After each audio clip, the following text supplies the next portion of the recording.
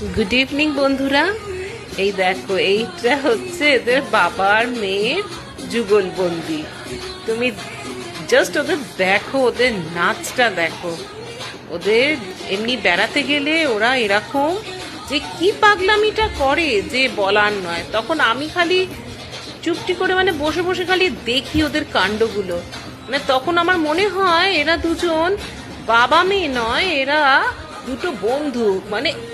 আরে কি আনন্দ যে করে দুজনে, যে বলার না। তোদের নাচটা দেখো, দেখলেই তোমরা বুঝতে পারবে।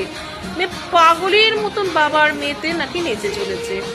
ওই দেখো, ওই দেখো, কি বলবো, আমিও এনজয় করি ওদের এই যুগলবন্দিটা দেখে, বেশ ভালোই লাগে।